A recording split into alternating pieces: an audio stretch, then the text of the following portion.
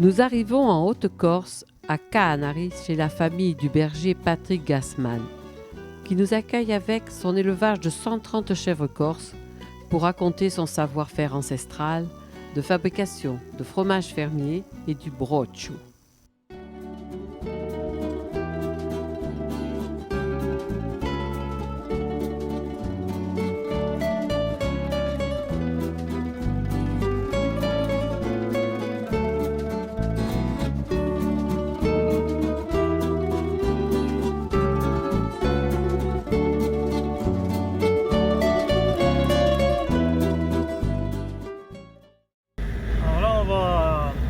Chevrettes et on va voir les chèvres sur le parcours.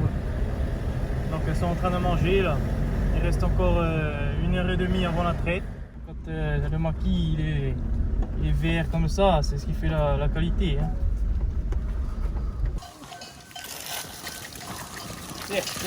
Tiens. Oh oui, tiens. Oh oui, tiens. Tu me les présentes tes chèvres là? Tu m'en présentes une? Alors ça c'est la chef de la bande. Donc c'est toujours celle qui gouverne, qui commande où elles vont. C'est pour ça qu'elle a la clochette. Après chacune a son caractère. Il y en a qui sont plus gentils que d'autres, plus dociles que d'autres. Chacune ils ont un nom? Chacune elles ont un nom qui est par rapport à la couleur qu'elles ont. C'est une tradition en Corse. On associe leur couleur et de là sort un nom. Donc entre bergers, on comprend toujours. Si quelqu'un nous présente une chèvre, il nous dit cherche-moi cette chèvre, on comprend par rapport à son nom, la couleur qu'il veut dire. Pour vous prendre un exemple facile, vous voyez celle-là, elles ont souvent des traits blancs sur les yeux, c'est typique de la race corse. Hein. Et nous en Corse on dit qu'elles sont hautes cadets. Et après on associe à la couleur. Donc par exemple elle est haute cadets et elle est marron. Et souvent elles sont hautes cadets. Donc avec les traits sur les yeux et noirs. C'est haute cadets nègre. Donc comme celle-là. Donc c'est souvent des noms comme ça. Par rapport à leur couleur, si elles ont la tête blanche. Voilà, on associe toujours aux couleurs.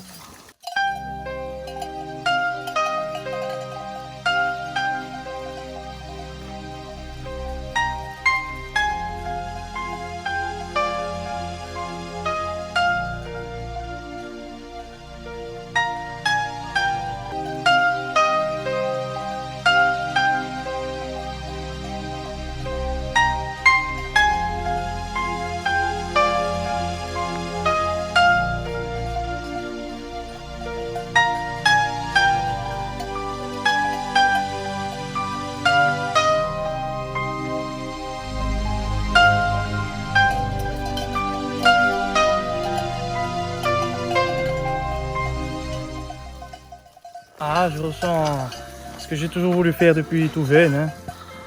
Les rêves de mon grand-père qui me racontait toujours ce qu'il faisait avant. Et c'est la passion. Hein. Il n'y a pas d'autre mot que de dire que c'est la passion. Hein. C'est un métier, si on n'est pas passionné, on ne peut pas le faire. Donc, on ne peut pas se tromper. De les voir comme ça, c'est apaisant hein, de les voir manger. Regardez, là on les voit bien manger tranquillement.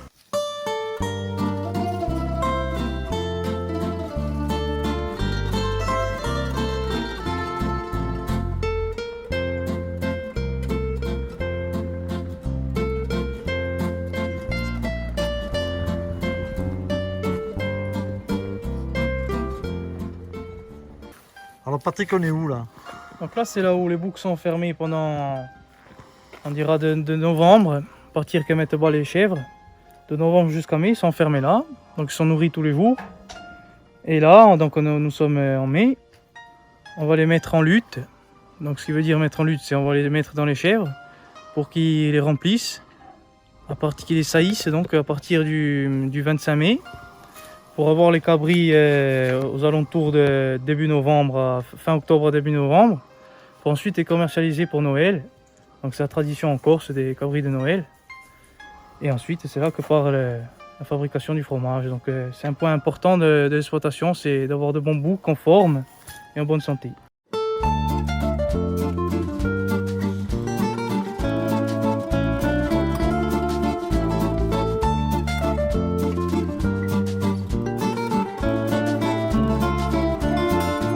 Donc ça c'est les chevrettes de cette année.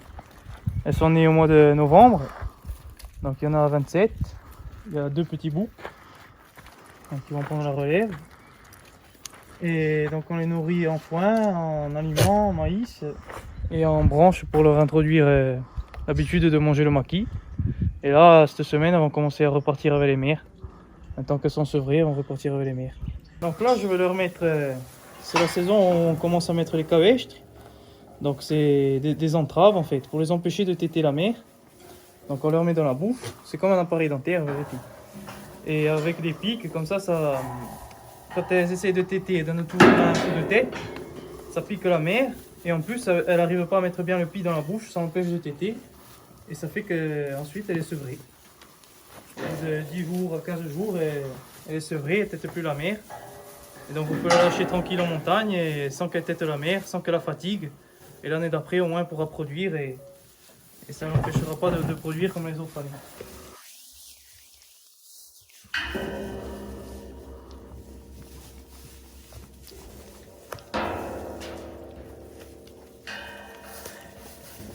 Et ça tient tout le temps? Ça tient pendant 10 jours.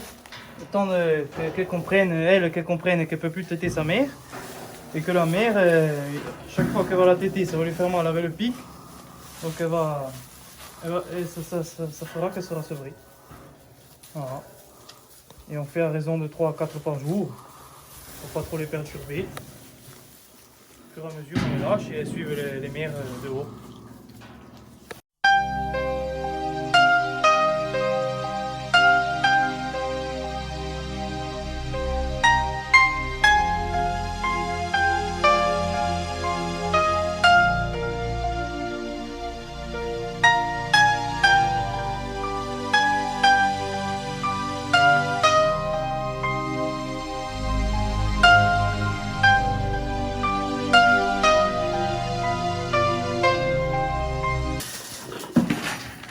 Ça c'est de l'aliment spécial croissance pour chevrette avec un peu de maïs.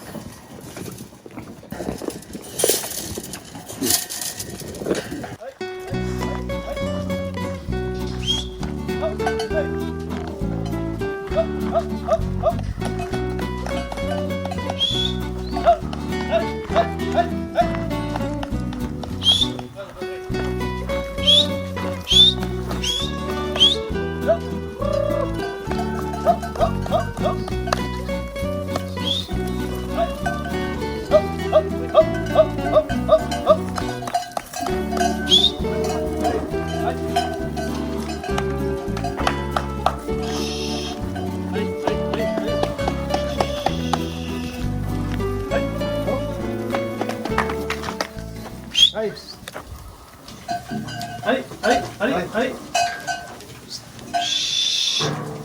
Là. Donc là on sépare celles qui vont passer à la traite de celles qui sont tétées pour les cabris et qui vont rester le chevré.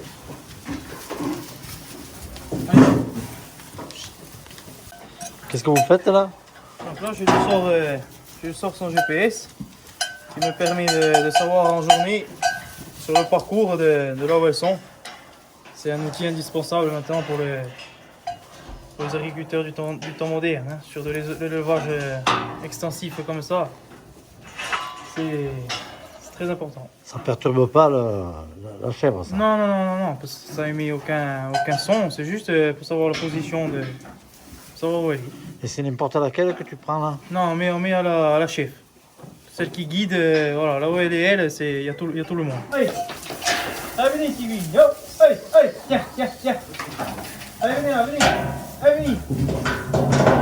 Tiens. Allez.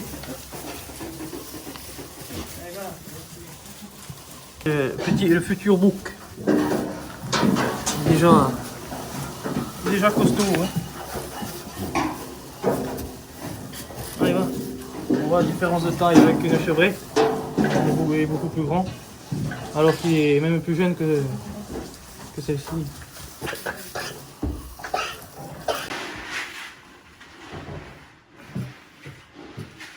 Là on prépare pour filtrer le lait. Il est filtré une fois à la salle de traite et une fois en bas à la fromagerie. Voilà. Il est prêt à recevoir le lait.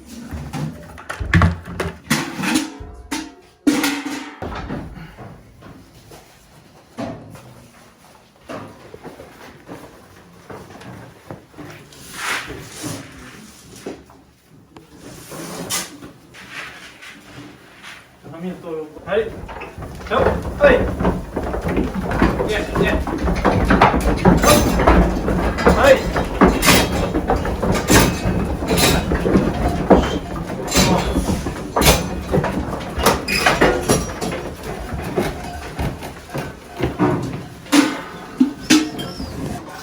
Elle donne environ combien de litres une chèvre? Alors moi, en plus, je suis au contrôle laitier, donc j'ai des volumes précis. Elles font en moyenne 1 litre 4 sur la saison, 1 litre 4 par chèvre sur la saison. Donc sachant que la moyenne corse, elle est à même pas 1 litre, donc elles sont au-dessus de la moyenne.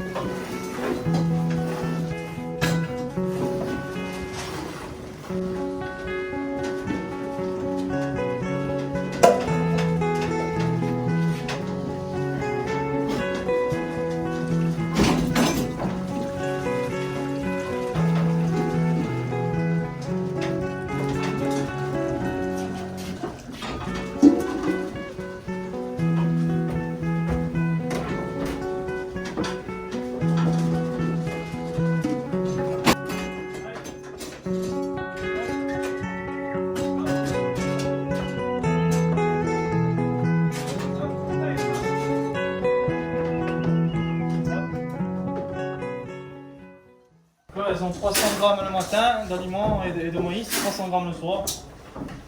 Alors qu'en hiver, elles ont 400 grammes le matin, 400 grammes le soir.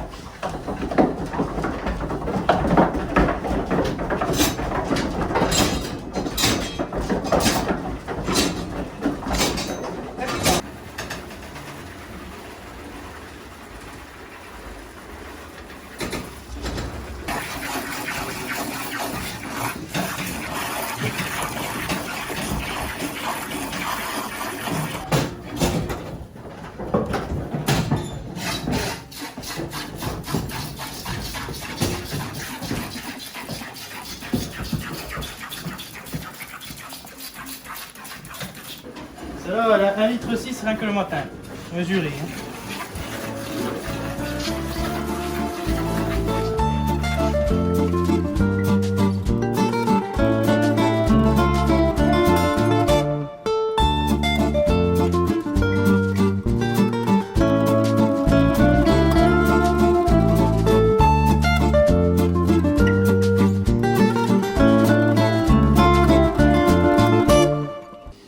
Donc le matin, quand j'arrive de la traite, donc on mélange donc le lait de la veille et le lait du matin, qu'il arrive à 25 degrés, donc on contrôle bien qu'il soit 25 degrés.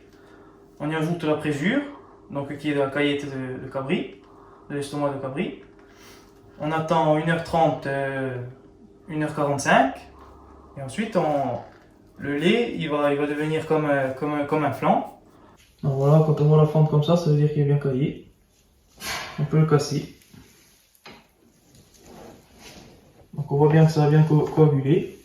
Il faut y aller progressivement, pas brusquer.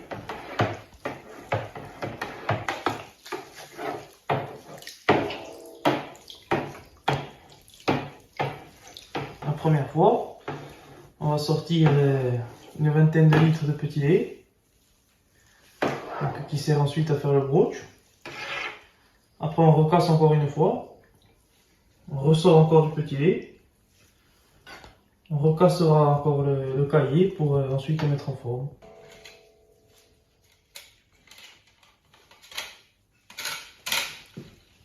Voilà, on attend que le petit lait monte à surface.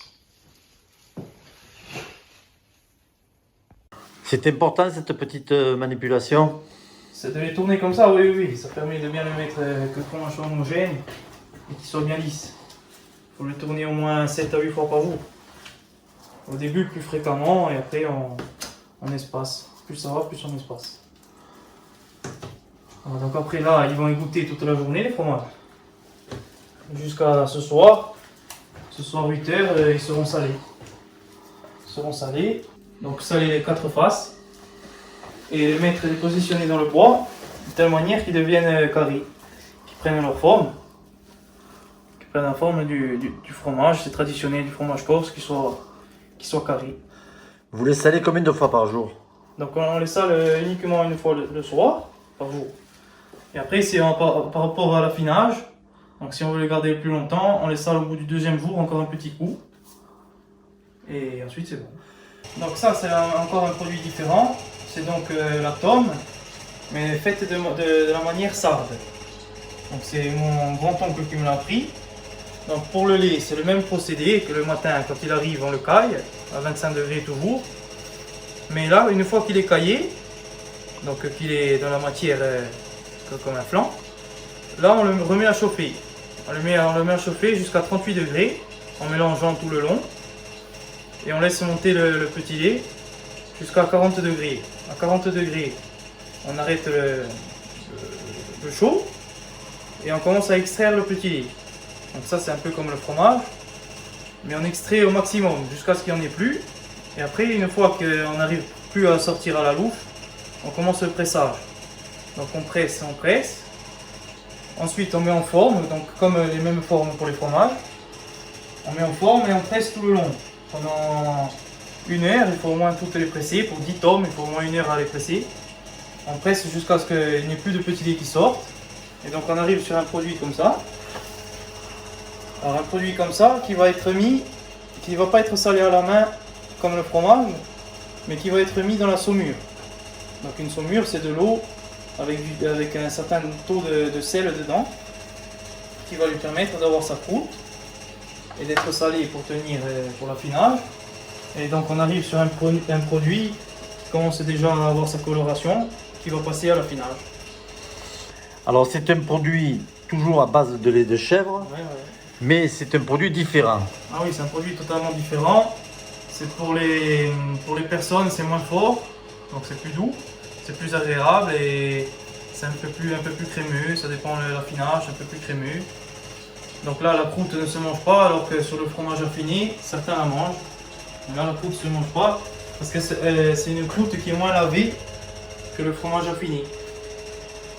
C'est presque, parce que ça, ce sont des fromages à pâte molle, alors que ça, c'est presque un fromage à pâte dure, on dirait. Et puis après, nous en trouvons d'autres là. Donc ça, c'est du brochu pas. Donc c'est lorsqu'on n'a pas de commande en brochu frais. On fait du brochu, mais dans les grosses formes, dans les grosses faisselles. Et ensuite, on le sale et on l'affine. Donc là, c'est un brochu, on va voir ceux qui sont un peu plus jeunes. Donc ça, c'est des brochus qui ont 3 jours. Donc on voit, ils sont presque encore à l'état de frais. Ils ont été salés. Donc on les tourne souvent. Après, on les met sur les clés. Donc on attend qu'ils prennent un peu de coloration. Donc là, ceux-là, ils sont déjà un peu plus vieux. Ils vont passer pareil à l'affinage. C'est presque c'est le même travail que le fromage affiné, mais c'est totalement différent par rapport au goût, parce que ça c'est un fromage qui est complètement cuit, donc qui est monté à 85 degrés, et c'est un peu plus crémeux, un peu plus onctueux, avec des notes de goût un peu presque de roquefort dedans, dû au petit lait. Et il y a un secret de fabrication? Non, le secret c'est de trouver la bonne recette et de plus jamais changer. Toujours faire pareil, toujours le même travail, le même degré, le même horaire, toujours être raisonné comme ça. Vous faites ça depuis combien de temps? Alors moi j'ai toujours fait ça dans ma vie, donc ça fait 5 ans, c'est la 5e année, j'ai 25 ans, depuis 20 ans. J'ai acheté mes chèvres et j'ai commencé à faire de suite ce métier que je rêvais de faire depuis tout jeune. Voilà. C'est une passion avant tout. Ah oui, c'est une passion. De toute façon, si on n'est pas passionné, on ne peut pas le faire. Ça devient une corvée, mais si on est passionné, c'est un amusement.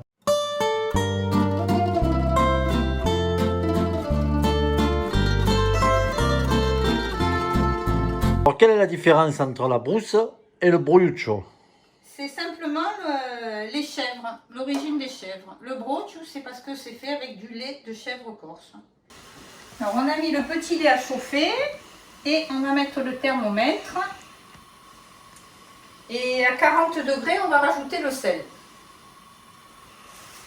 On remue de temps en temps pour sortir l'excédent de fromage. Vous voyez? Bon, là, il n'y en a pas beaucoup. Mais... au fur et à mesure, il va monter l'excédent de fromage. Donc là, je rajoute le sel. On est un peu plus de 40 degrés.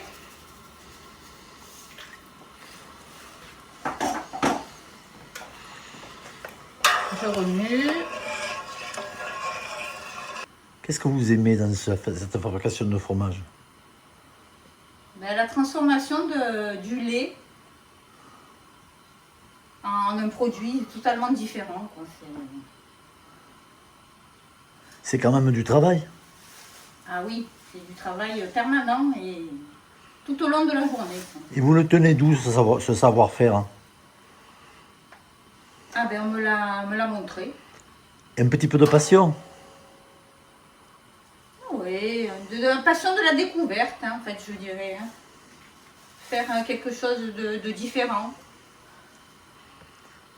C'est un produit familial finalement. Aussi, voilà, ouais, ouais.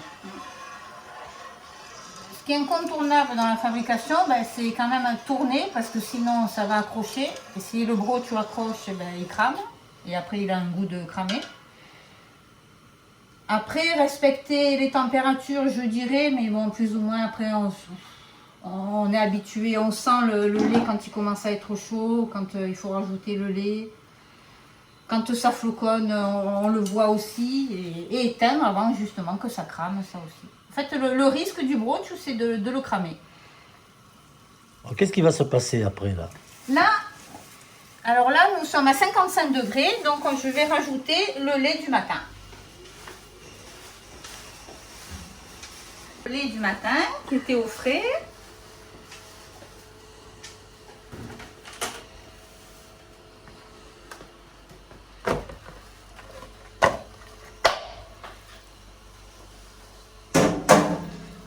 Alors c'est un mélange de lait du matin et de petit lait. Ça, c'est que du lait. Mais avec le petit lait. Ah, voilà, pour faire le brooch, donc il faut le petit lait, une fois qu'on a fini le fromage, et du lait. Et je le mets.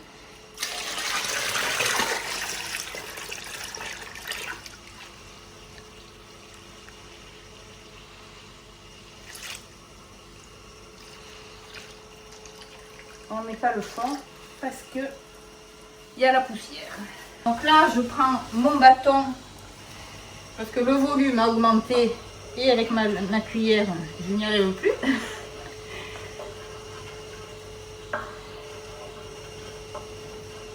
Donc là, ça fait à peu près une bonne demi-heure que le petit lait et le lait chauffent. Je continue toujours d'écumer. On est à 83 degrés en température. Et donc dans pas longtemps, on va voir les flocons apparaître. Là, on devrait être vers les 83 degrés et vers 83, entre 83 et 85, ça floconne. Donc dans pas longtemps, ça floconne. On écume toujours.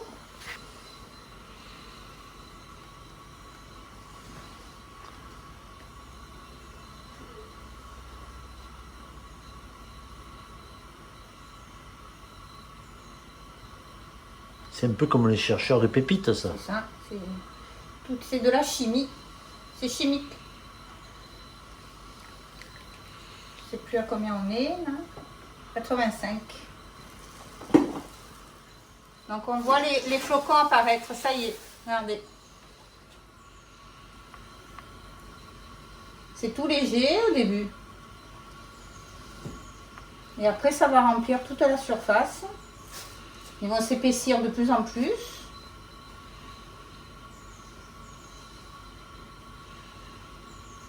Et pour après, à la fin, éclater, faire une bulle. Et donc là, le brooch est fini. Donc là, pendant à peu près 10 minutes, ça floconne. Le brooch se forme. C'est vraiment la réaction chimique. Entre le petit lait, le lait, à telle température. Alors, vous voyez bien le flocon? On voit bien sur le bord.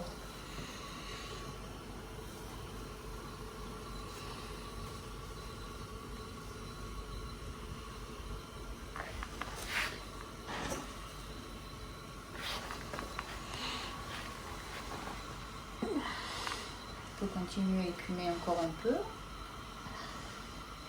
Ça, on voit encore mieux. Je vais écumer.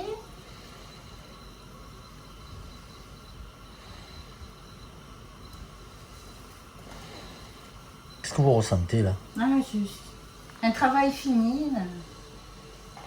Je trouve ça assez beau.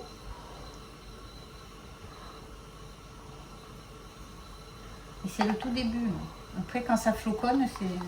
Quand ça fait la bulle et ça éclate, ça se retourne.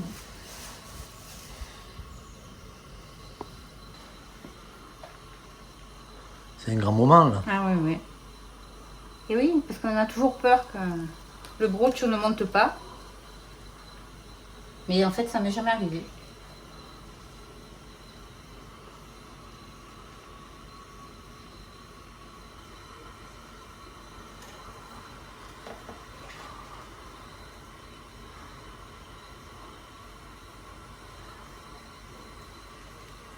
Combien il y a de litres là?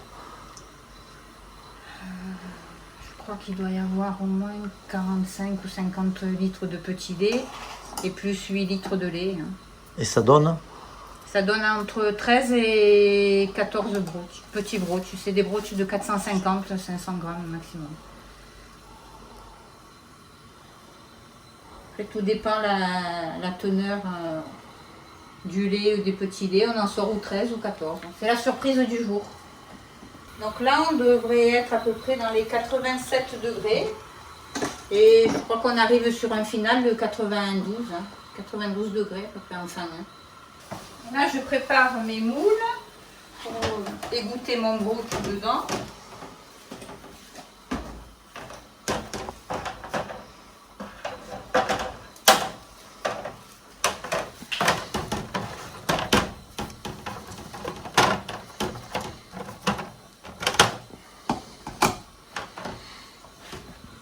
En finale, on est à peu près à 90-92 degrés. Le brooch commence à s'écarteler. On n'est pas encore, il continue encore à floconner en fait par dessous. Ah, il se retourne, regardez.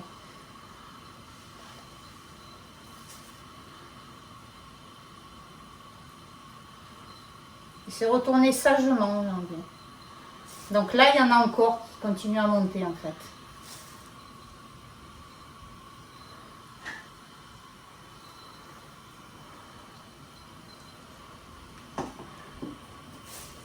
Voilà. La bulle, il s'écartèle.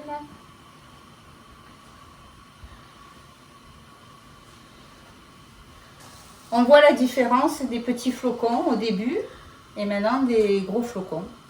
Maintenant, c'est la poudreuse.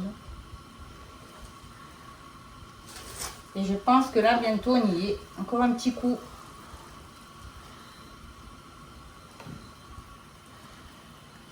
Et voilà. Et là, il va se retourner normalement. Voilà.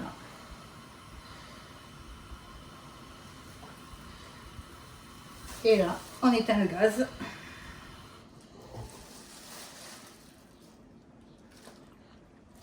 Voilà, le brooch est bien monté.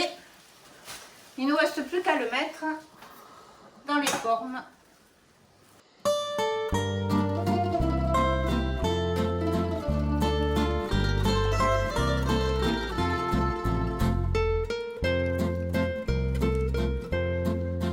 On n'aurait pas dit qu'elle allait avoir tout ça au début, hein, quand on a vu les tout petits flocons.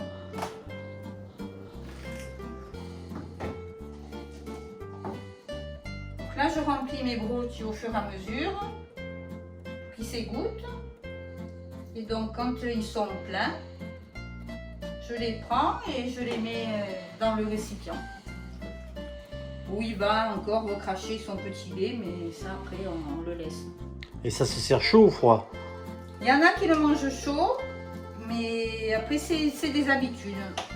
En règle générale, après, on le met au frais et ça se mange froid. Mais il y en a qui le mangent tiède.